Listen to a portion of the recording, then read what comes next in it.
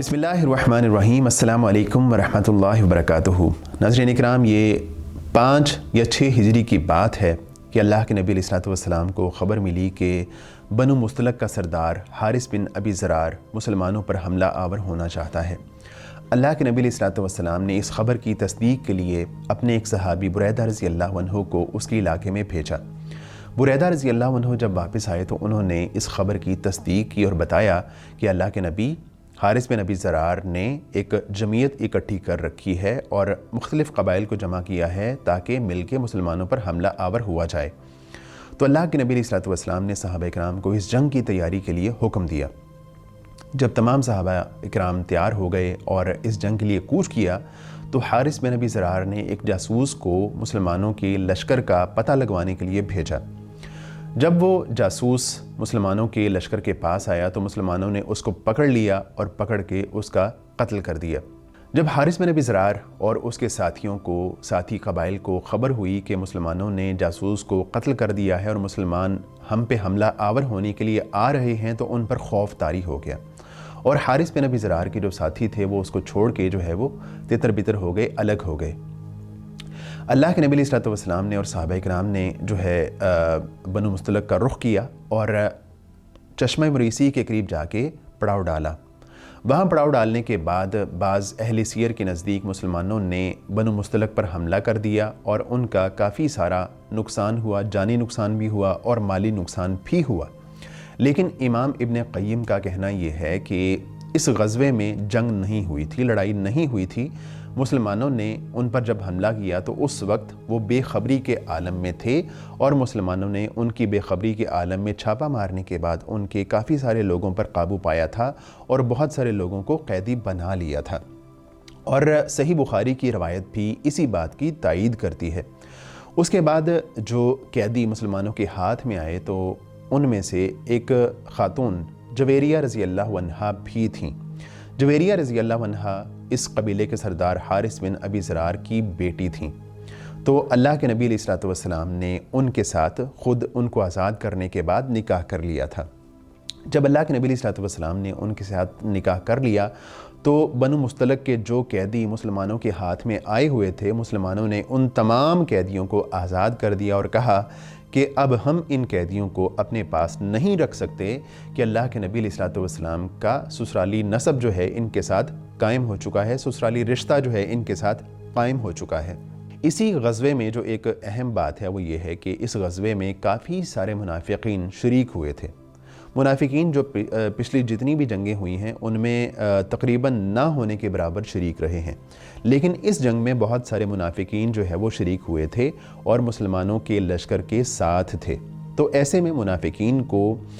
2 ایسے انسیڈنٹس ہوئے جن کی وجہ سے ان کو باتیں بنانے اور مسلمانوں کے خلاف باتیں اچھالنے کا موقع ہاتھ آ گیا۔ ان میں سے پہلا انسیڈنٹ یہ ہوا کہ رسول اللہ صلی اللہ علیہ وسلم غزوہ بنی مستلق سے فارغ ہو کر ابھی چشمہ مریسی پر قیام فرما ہی تھے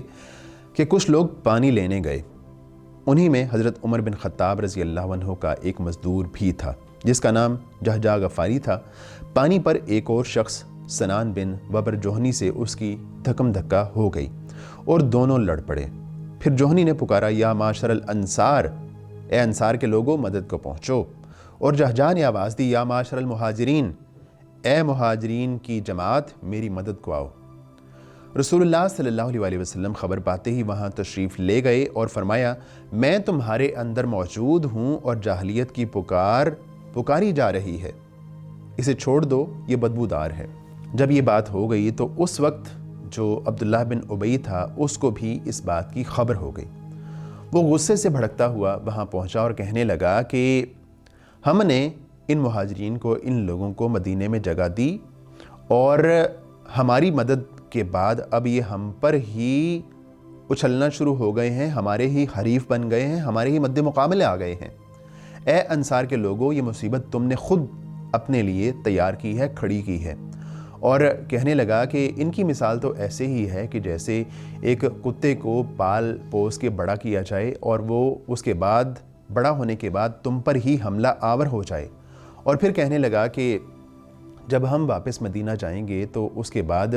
مدینہ پہنچنے کے بعد جو وہاں کا معزز ترین آدمی ہوگا وہ ذلیل ترین آدمی کو وہاں سے نکال باہر کرے گا۔ تو جب اس نے یہ بات کی، اور یہ بہت بڑی بات تھی اور خطرناک بات تھی، تو جب اس نے یہ بات کی تو اس وقت ایک نوجوان صحابی زید بن ارقم رضی اللہ عنہ وہاں موجود تھے۔ انہوں نے یہ بات سننے کے بعد سیدھا اپنے چچا کے پاس گئے اور ان کو یہ بات بتلائی۔ ان کے چچا نے اللہ کے نبی علیہ الصلوۃ والسلام کو اس بات کی خبر دی تو اللہ کے نبی علیہ الصلوۃ والسلام خاصا پریشان ہوئے اور جناب عمر فاروق رضی اللہ عنہ جو اس وقت پاس موجود تھے کہنے لگے، اے اللہ کے رسول، آپ ہمیں حکم دیجئے، ہم اس منافق کی گردن اتار دیتے ہیں۔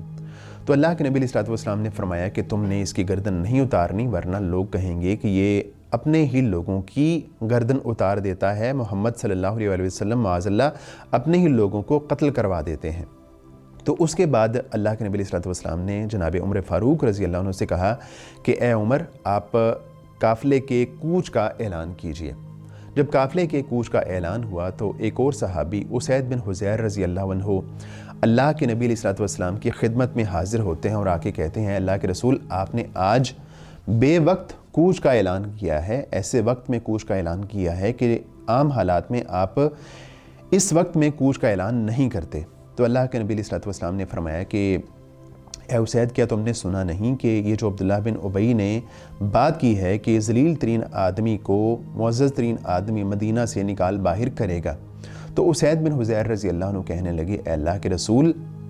آپ معزز ترین ہیں اور وہ ذلیل ترین ہے، آپ جب کہیں گے ہم اس کو مدینہ سے باہر نکال دیں گے۔ اے اللہ کے رسول، اس کے بارے میں ذرا نرمی اختیار کیجئے۔ اس کی وجہ یہ ہے کہ یہ بندہ جب آپ علیہ الصلوۃ والسلام مدینہ منورہ میں ہجرت کر کے آ رہے تھے تو اس سے پہلے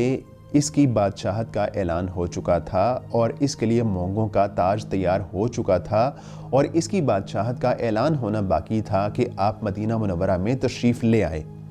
تو یہ محسوس کرتا ہے، اس کو لگتا ہے کہ آپ نے اس کی بادشاہت چھین لی ہے،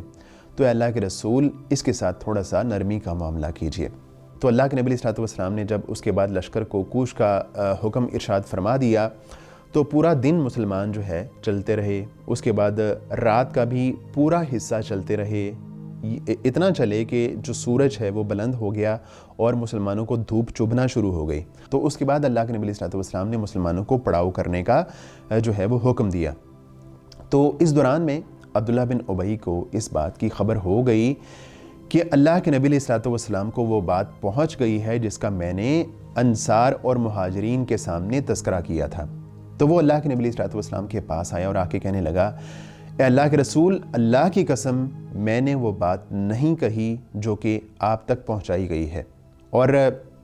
کہنے لگا کہ وہ جو زید بن ارقم ہے وہ تو ایک ابھی بچہ ہے، ابھی جوان ہے، ہو سکتا ہے اس کو کوئی غلط فہمی ہو گئی ہو۔ اور اس بات کی تائید بعض انصار نے بھی کی۔